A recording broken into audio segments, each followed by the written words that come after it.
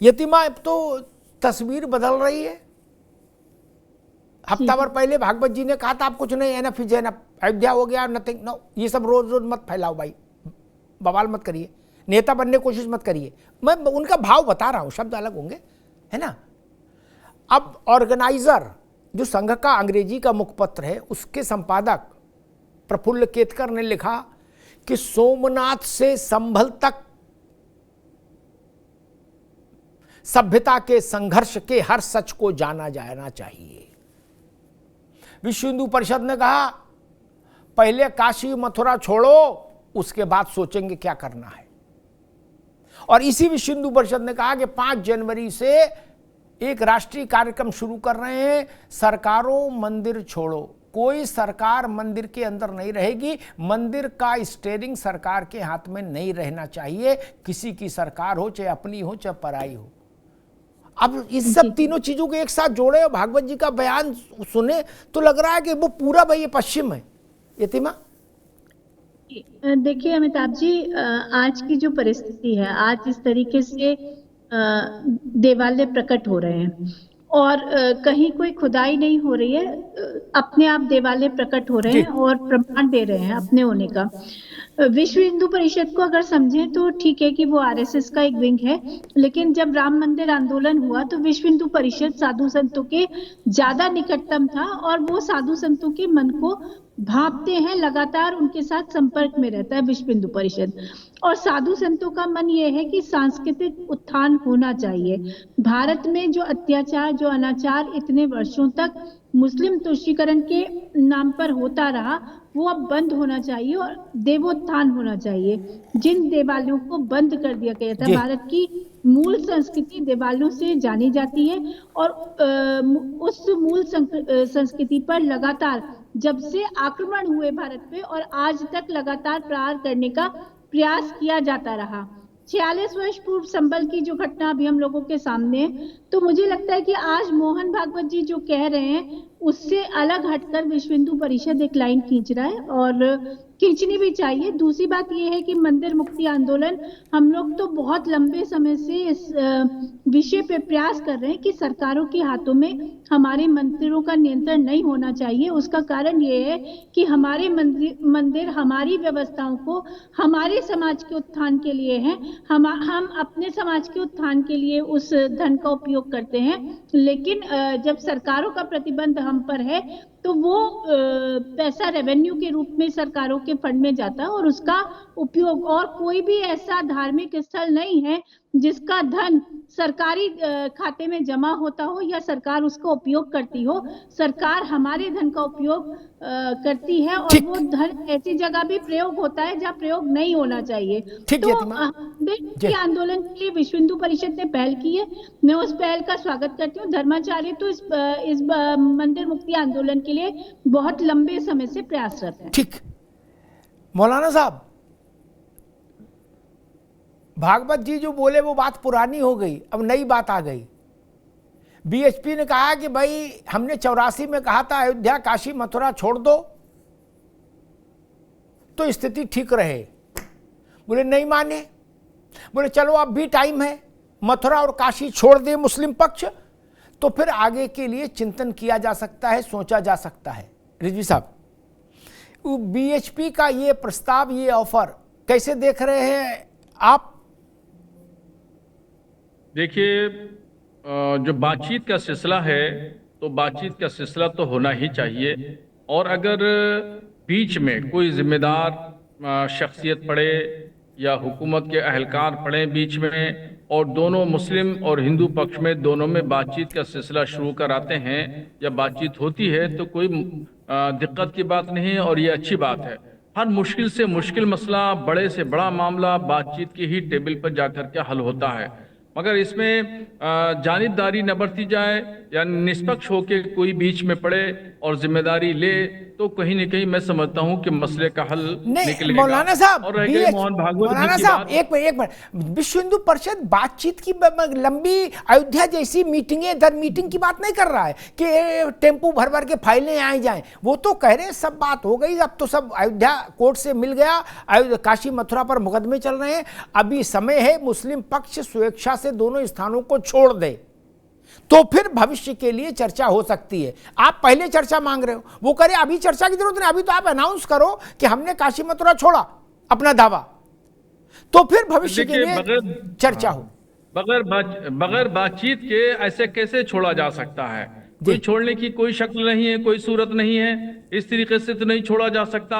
और अगर हमसे बात कर रहे हैं तो आप बड़े भाई हैं, आप बड़े भाई होने के नाते दरिया दिली के साथ बड़ा दिल दिखाइए, और बड़ा दिल दिखाते हुए बाबरी मस्जिद आपने ले ली तो आप जो है वो बाकी चीजें जहां पे आपने दावा किया है वो दावा छोड़ दिए। अभी तो मुकदमे की पैरवी चल रही है, अभी दोनों जगह नमाजें हो रही हैं, मस्जिद है, जुमे की नमाज हो रही है, 5 वक्ता नमाज हो रही है, ईदैन की नमाजें हो रही हैं, जितने भी मजहबी रसूमात हैं वो तमाम रसूमात की अदायगी हो रही है। अभी वो मंदिर नहीं है, अभी इससे मुकदमे की पैरवी हो रही है, दोनों पक्षों की तरफ मुकदमे की पैरवी हो रही है। आप हमारे बड़े भाई हैं, भाईचारा दिखाते हुए, तहजीब हिंदुस्तानी तहजीब और कल्चर दिखाते हुए और दरिया दिली बड़ा दिल दिखाते हुए आप खुद मुकदमे छोड़ दीजिए। ठीक है मौलाना साहब, मतलब आप ये कह रहे हो कि या तो हिंदू पक्ष छोड़ दे या फिर अदालत से फरियाद लो, अदालत से निपट लो, ये ना?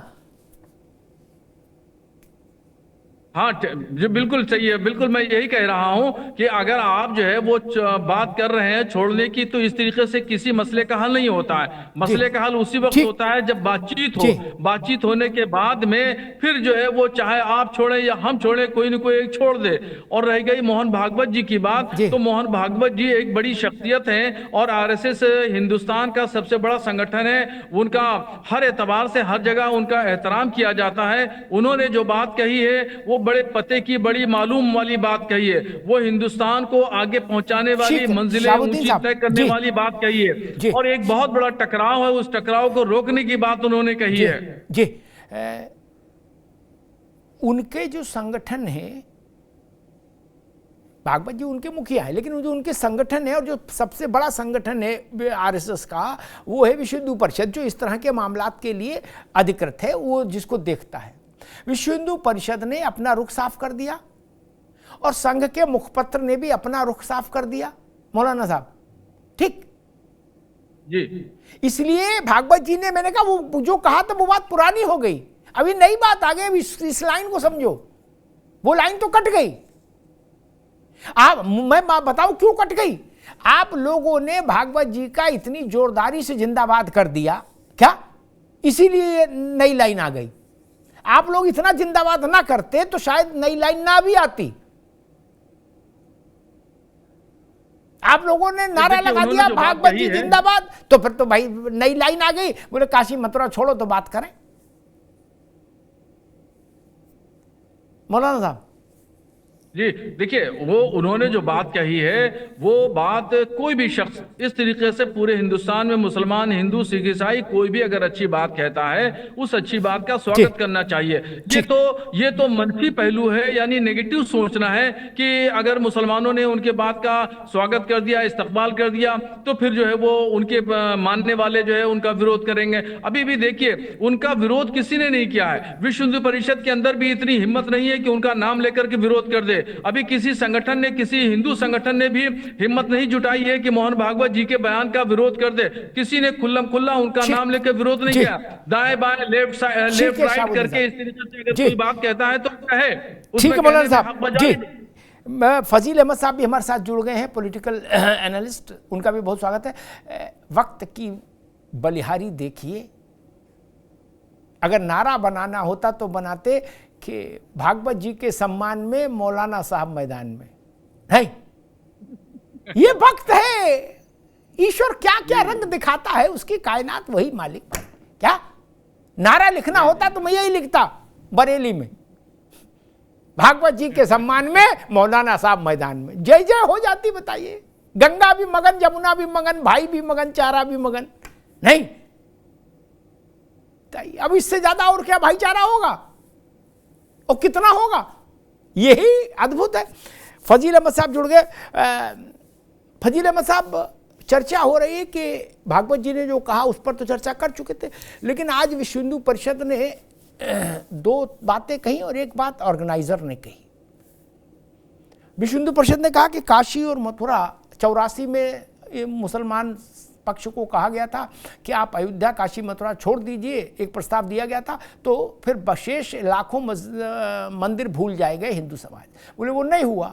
चलो अब भी समय है, काशी और मथुरा बचे हैं, उनको स्वेच्छा से हिंदू समाज को सौंप दे, तो भविष्य की बात पर चिंतन हो, बात हो। एक दूसरी बात, बीएचपी ने कहा कि अगर मस्जिद सरकारी नियंत्रण में नहीं है तो मंदिर भी सरकारी नियंत्रण में नहीं रहेंगे और 5 जनवरी से इसके लिए देशव्यापी आंदोलन शुरू करेंगे।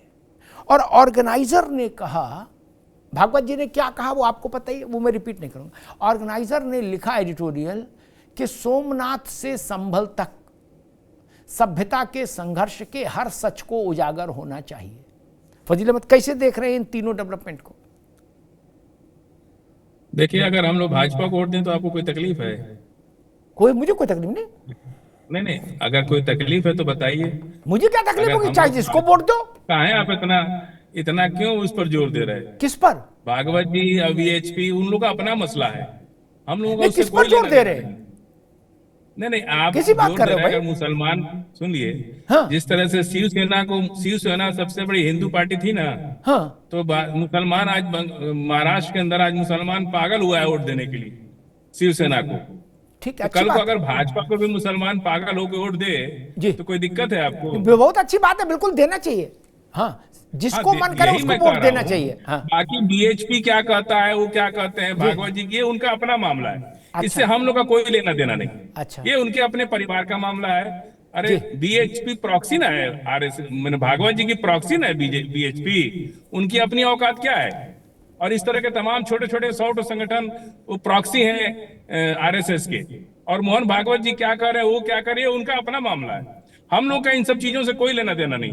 हम लोग भारत के संविधान, बाबा साहब अम्बेडकर के बनाए संविधान पर ट्रस्ट करते हैं, उसी पे अपनी दिनचर्या चलाते हैं, उसी को चाहते हैं कि सभी लोग माने उसको, चाहे वो अमित शाह जी हो, चाहे भाजपा हो, चाहे आरएसएस हो, चाहे वीएचपी हो। कोई भी संगठन बाबा साहब अम्बेडकर के बनाए संविधान से ऊपर नहीं है। हम आज भी कह रहे हैं कि संविधान से देश चलेगा और संविधान से सबको चलना चाहिए। आज भाजपा की सरकार है तो ये लोग बढ़ बढ़ के बोल रहे हैं, क्योंकि भाजपा इन लोग पे कार्रवाई नहीं कर रही है, जबकि पूरी तरह हेट स्पीचेज होती है इनकी। लेकिन चूंकि उनकी अपनी प्रॉक्सी है, इसलिए वो उस पर हमला नहीं बोल रहे, ना कोई कानूनी कार्रवाई कर रहे, जबकि संविधान में कार्रवाई करना चाहिए। लेकिन अगर सरकार आंख बंद किए है, इन लोग के गुनाहों को माफ कर रही है, तो हमको कोई दिक्कत नहीं है। हम तो बाबा साहब के बनाए संविधान पर भरोसा करते हैं और उसी संविधान से देश चलेगा। चाहे वो बुद्ध मंदिर का मामला हो, चाहे सोमनाथ मंदिर के नीचे बुद्ध गुफाएं मिली हैं, उसको बुद्ध मंदिर को बुद्ध मठ को देने की बात हो, चाहे 20,000 मंदिरों की लिस्ट बुद्धिस्ट समाज के लोग बना लिए हैं कि अगर 91 वर्शिप एक्ट आज खत्म कर दीजिए और 20,000 मंदिरों पर दावा दाखिल हो जाएगा। आखिर अदालत तो सबके लिए है ना, कि एक ही धर्म के लिए है। ठीक है फजील भाई, अदालत में तो सबको जाने का अधिकार है। ठीक।